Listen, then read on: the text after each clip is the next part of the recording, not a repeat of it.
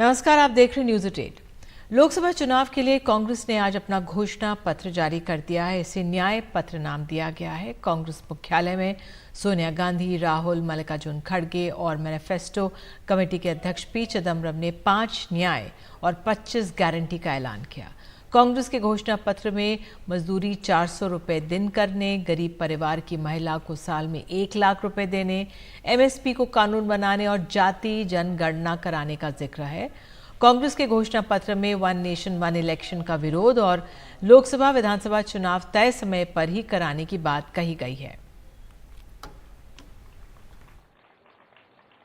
लोकसभा चुनाव 2024 के पहले कांग्रेस ने अपना चुनावी घोषणा पत्र जारी कर दिया है। इस चुनावी घोषणा पत्र का नाम कांग्रेस ने रखा है न्याय पत्र 2024। इसके कवर पर कांग्रेस अध्यक्ष खड़गे और राहुल गांधी दोनों की फोटो है। नीचे भारत जोड़ो यात्रा की भी तस्वीर लगाई गई है। चुनावी घोषणा पत्र में 10 न्याय पर फोकस किया गया है, जिसमें फोकस है युवाओं, महिलाओं, किसानों, श्रमिकों और हिस्सेदारी पर। मेन वादा हमारा जो कास्ट सेंसस के ऊपर राहुल जी बोल रहे हैं। कास्ट सेंसस में तो SC ST लोग है, OBC पिछड़ा वर्ग है, साथ ही साथ सेंसस में जो अपर कास्ट के लोग हैं उसमें भी कुछ गरीब लोग, इकोनॉमिक क्लास जो नीचे रह गए, उनके पर भी ध्यान दिया जाएगा। वो जो गारंटी है वो खास चीज़ है। जातिगत आधार पे जनगणना, यस, ये बहुत अच्छी बात है ये, क्योंकि जब तक हम पूरे समाज को साथ लेके नहीं चलेंगे, समानता नहीं होगी, तो हम सुख से नहीं रह सकते। 2019 में कांग्रेस के चुनावी घोषणा पत्र का शीर्षक था हम निभाएंगे, लेकिन अब 2024 में 48 पेज के इस मैनिफेस्टो का टाइटल दिया गया है न्याय पत्र 2024। 2019 की तरह फोकस इसमें किसानों, महिलाओं, श्रमिकों और युवाओं पर किया गया है। कांग्रेस के घोषणा पत्र में कुछ अहम वादे ये हैं: जातिगत जनगणना कराएंगे, आरक्षण का 50% का कैप हटाएंगे, 25 साल से कम के युवाओं के लिए 1 साल प्रशिक्षण और 1 लाख रुपए दिए जाएंगे। पेपर लीक के मामले में फास्ट ट्रैक कोर्ट का गठन होगा और पीड़ितों को मुआवजा दिया जाएगा। 30 लाख खाली सरकारी पदों पर भर्ती की जाएगी। मनरेगा के तहत मजदूरी बढ़ाकर 400 रुपए प्रतिदिन की जाएगी। गरीब परिवार की महिला को सालाना 1 लाख रुपए की मदद की जाएगी। स्वामीनाथन आयोग की सिफारिश के तहत MSP की कानूनी गारंटी दी जाएगी। किसानों की कर्ज माफी और MS की कानून की गारंटी भी हम देंगे। और श्रमिक न्याय, इसके तहत मनरेगा में भी 400 रुपए के न्यूनतम, कम से कम 400 रुपए मजदूरी दिया जाएगा। मीडिया ने कांग्रेस से सवाल किया कि मोदी सरकार के खिलाफ चुनाव में जाने के पहले कितने आश्वस्त हैं। सुनिए राहुल ने क्या कहा। वैसे नरेंद्र मोदी जी ने पॉलिटिकल फाइनेंस की मोनोपोली बनाई है। कैसे बनाई है? ED, CBI, income tax department का प्रयोग करके। अगर आप बॉन्ड स्कीम्स को देखें तो उसमें साफ दिख जाता है कि नरेंद्र मोदी जी ने, बीजेपी ने एक प्रकार से पॉलिटिकल फंडिंग एक्सटॉर्शन से, धमकी से, प्रेशर से बनाई है। कांग्रेस ने आर्थिक आधार पर 10% आरक्षण को जारी रखने की बात कही है। ये हमारा की पॉइंट है, आवाम का और जनता का मैनिफेस्टो है। हम महिलाओं के साथ खड़े हैं, युवाओं के साथ खड़े हैं, नौकरियों के साथ खड़े हैं, किसानों के साथ खड़े हैं, इस देश के लोगों के अधिकार के साथ खड़े हैं और जो लोकतंत्र को राजतंत्र बनाने की कोशिश है उसके साथ खड़े हैं। मोटा मोटी हम कहेंगे की पॉइंट, हम किसानों के कर्ज माफ़ी की बात कर रहे हैं, उनकी MSP बढ़ाने की बात कर रहे हैं। जो मनरेगा से जिनको रोजगार नहीं मिलता है उसको आप 220 से 400 रुपये करने की बात कर रहे हैं। आंगनवाड़ी सेविका सहायिका का जो वेजेस है मानदेय उसको डबल करने की बात कर रहे हैं। PMLA जो मिसयूज ऑपोजिशन का हो रहा, हम तो कह रहे हैं हम सत्ता में आएंगे तो PMLA को चेंज करेंगे और हम इस तरह का लोकतंत्र में राजतंत्र नहीं चाहते हैं। वैसे बीजेपी ने कांग्रेस के इस घोषणा पत्र को झूठ का पुलिंदा करार दिया है। इस मैनिफेस्टो को देखकर सिर्फ एक ही बात कही जा सकती है, जो मैंने उदाहरण दिया कि लोग शायद प्रतिक्रिया करने को तैयार नहीं थे, उनसे आह्वान करना पड़ा कि भाई ताली तो बजाइए। जिसे एक पंक्ति में कहा जाता है कि वो पैरवी तो झूठ की करता चला गया, वो पैरवी तो झूठ की करता चला गया, बस उसका चेहरा उतरता चला गया। कांग्रेस ने चुनावी घोषणा पत्र में जो वादे किए हैं अब वो पब्लिक रैलीज के माध्यम से जनता के बीच में लेके जाएगी, लेकिन क्या लोग इन वादों पर भरोसा करते हैं, ये चुनावी नतीजे बताएंगे। कैमरा पर्सन रोहित विश्वकर्मा के साथ वैभव पलनीटकर, एनडीटीवी इंडिया के लिए। बिहार में मुकेश साहनी की पार्टी वीआईपी की महागठबंधन में एंट्री हो गई है। आरजेडी और वीआईपी में समझौते के बाद तेजस्वी यादव और मुकेश साहनी ने साझा प्रेस कॉन्फ्रेंस की। इस दौरान तेजस्वी ने आरजेडी कोटे से मुकेश साहनी को 3 सीटें गोपालगंज, झंझारपुर और मोतिहारी देने का ऐलान किया है। साथ ही तेजस्वी ने कहा कि लोकसभा चुनाव में आश्चर्यजनक नतीजे आने वाले हैं। देश में चुनाव हर जगह है, लेकिन हम गारंटी के साथ कह सकते हैं कि जो लोग कल्पना कर रहे हैं और जो लोग नारा लगा रहे हैं 400 पार का, इस बार बिहार की धरती उनको धूल चटाने का काम करेगी। और हमने कई बार कहा है कि बिहार जो है वो चौंकाने वाला रिजल्ट देगा।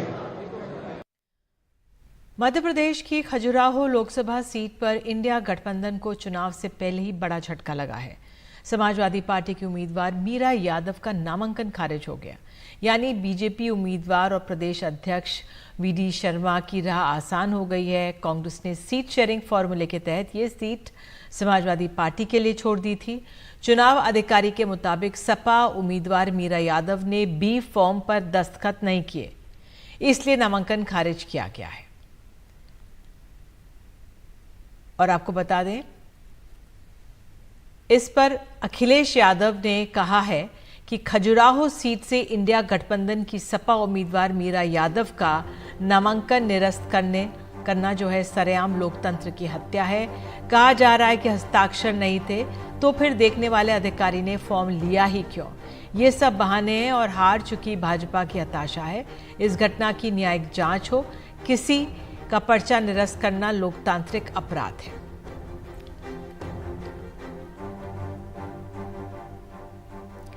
प्रधानमंत्री मोदी लोकसभा चुनाव के लिए राजस्थान के चुरू में उन्होंने रैली कर कहा कि 10 साल में जो काम हुए हैं वो सिर्फ एक स्टार्टर है, अभी तो खाने की पूरी थाली बाकी है। बहुत सारे सपने हैं और देश को बहुत आगे लेकर जाना है। प्रधानमंत्री ने रैली में कांग्रेस समेत सभी विपक्षी दलों को घेरा। उन्होंने कहा कि इंडिया गठबंधन वाले सिर्फ अपना हित देखते हैं। इन्हें गरीब, दलित, शोषित, वंचित के कल्याण से, उनके सम्मान से कोई मतलब नहीं है। जब तक इंडिया गठबंधन के लोग सत्ता में रहे, इन्होंने हमारे जवानों के हाथ बांध कर रखे। साथ ही पीएम मोदी ने कहा है कि 3 तलाक से मुस्लिम बेटियों के सिर पर तलवार लटकती रहती थी। इसे हटाकर मोदी ने हर मुस्लिम परिवार की रक्षा की है। स्वागत अभिनंदन किया जा रहा है। और अब हर मां को लगता था कि इतने उत्साह और उमंग के साथ बेटी को शादी करके भेजा है, लेकिन 3 तलाक कह करके अगर बेटी को लौटा दिया तो मेरी बेटी की जिंदगी का क्या होगा। यानी पूरा परिवार 3 तलाक के नाम पर लटकती तलवार के नीचे मुसीबत में जिंदगी गुजारता था। मोदी ने सिर्फ मुस्लिम बहनों को नहीं, सभी मुस्लिम परिवारों की जिंदगी को बचाया है। पश्चिम बंगाल के अलीपुर द्वार में ममता बनर्जी ने बीजेपी की गारंटीज पर सवाल उठाए। उन्होंने कहा कि बीजेपी की गारंटी 0 है। उन्होंने कहा कि टीएमसी के खिलाफ भ्रष्टाचार के आरोप राजनीति से प्रेरित हैं। ममता ने कहा कि संदेश खाली में कुछ घटनाएं हुई, जब शिकायतों के बारे में पता चला तो तुरंत कार्रवाई हुई। बीजेपी का गारंटी 0, आज तक कुछ किया है? 2 साल बीजेपी जीता है, एमएलए जीता है, एमपी जीता है नॉर्थ बंगाल से। चाय बागान का 10 लाख मजदूर का खाना बंद कर दिया था, पट्टा लेना बंद कर दिया था। हमारा सरकार वो लोगों का साथ, परसों वो लोग हमारे पास आया, कल मैंने खोल दिया, कल से मैंने बोल दिया आप लोगों ने आपका पत्ता लेंगे। 10 लाख मजदूर को हम हेल्प कर दिया। चुनावी खबरों से आगे बढ़ते हैं। राजस्थान के अजमेर के एक स्कूल में एक बच्ची को इसलिए परीक्षा देने से रोक दिया गया कि उसके साथ सामूहिक बलात्कार हुआ। बच्ची ने यह आरोप बाल कल्याण समिति के सामने लगाया है।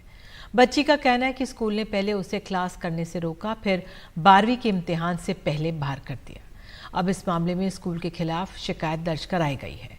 स्कूलों का काम अपने बच्चों का संरक्षण करना भी है, लेकिन अजमेर के स्कूल ने तो बच्ची को उसके साथ हुए अपराध की ही सजा दे दी। स्कूल को लगा कि ऐसी बच्ची स्कूल में आई तो माहौल खराब हो जाएगा। 10वीं में इस बच्ची को 79% नंबर मिले थे। स्कूल के कहे मुताबिक वो घर पर रहकर 12वीं की तैयारी कर रही थी। इम्तिहान से पहले जब वो एडमिट कार्ड लेने पहुंची तो पता चला कि उसे तो स्कूल से ही बाहर कर दिया गया है। हालांकि स्कूल की सफाई है कि 4 महीने स्कूल न आने की वजह से उसका नाम काटा गया है।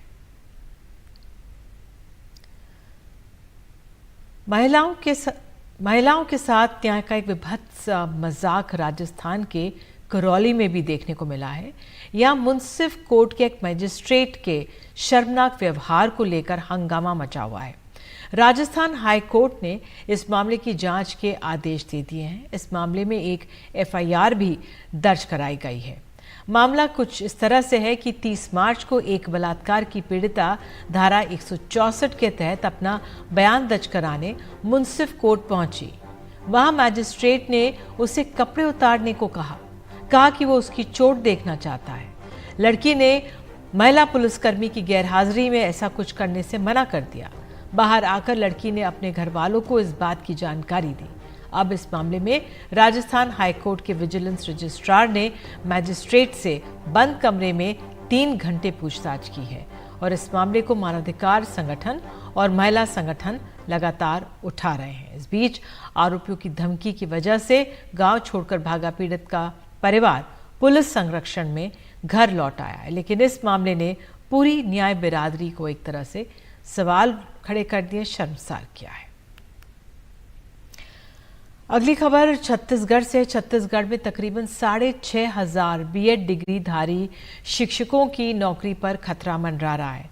छत्तीसगढ़ के हाईकोर्ट ने 2 अप्रैल को एक बड़ा फैसला सुनाते हुए BEd डिग्री वाले सरकारी शिक्षकों को प्राइमरी स्कूल के बच्चों को पढ़ाने के लिए अपात्र माना। इससे तकरीबन 6 महीने पहले भर्ती हुए इन शिक्षकों का भविष्य खतरे में पड़ गया। अब ये शिक्षक इधर उधर चक्कर काट रहे और नौकरी बचाने की गुहार कर रहे हैं।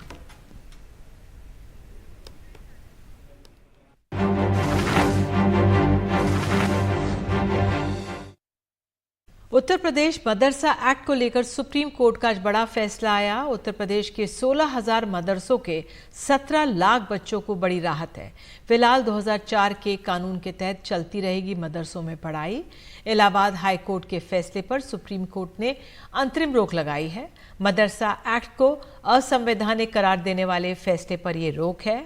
सुप्रीम कोर्ट ने यूपी सरकार से भी जवाब मांगा है। जुलाई के दूसरे हफ्ते में सुनवाई है, तब तक हाईकोर्ट के फैसले पर रोक रहेगी। पहले तो ऑनरेबल सुप्रीम कोर्ट ने हाई कोर्ट के इस फैसले को गलत कहा कि वहां पर केवल एक सेकुलर एजुकेशन नहीं होती है, एक निश्चित तौर पर जो है धार्मिक इंस्ट्रक्शन दिया जाता है, जिसको सुप्रीम कोर्ट ने मानने से मना कर दिया। दूसरा चीज, इलाहाबाद हाई कोर्ट ने उसे अनकॉन्स्टिट्यूशनल घोषित कर दिया था। अनकॉन्स्टिट्यूशनल घोषित एक आधार पर किया था कि आर्टिकल 1421A का वायलेशन है, जिसको सुप्रीम कोर्ट ने मना कर दिया कि आर्टिकल 21A का वायलेशन बिल्कुल नहीं है। ऑनरेबल चीफ जस्टिस ने इस चीज का डिक्टेशन भी दिया है ऑर्डर में कि राइट टू एजुकेशन के तहत जो बच्चों की एजुकेशन 6 साल से 14 साल के बीच में दी जाती है, वो सारे एजुकेशन मदरसा में दिए जा रहे हैं। ये हम लोग सुप्रीम कोर्ट के इस फैसले का खैर मकदम करते हैं, वेलकम करते हैं, जिसमें सुप्रीम कोर्ट ने इलाहाबाद हाई कोर्ट के 22 मार्च के जजमेंट, जिसमें कि उत्तर प्रदेश मदरसा एजुकेशन एक्ट पर रोक लगाई थी, उस पर जो स्टे हुआ है उसका हम लोग वेलकम करते हैं। और हम लोग को पूरी उम्मीद है कि जिस तरीके से यहाँ मदारिस में तालीम दी जा रही थी, वो तालीम इंशाअल्लाह फिर से शुरू की जाएगी। जापान की राजधानी टोक्यो में इस वक्त चेरी ब्लॉसम के फूलों से गुलजार वो है। बड़ी संख्या में सैलानी खास तौर पर चेरी ब्लॉसम के फूलों को देखने के लिए टोक्यो पहुंच रहे हैं। 7 साल बाद टोक्यो में इस बार चेरी ब्लॉसम का फुल ब्लूम देखने को मिल रहा है।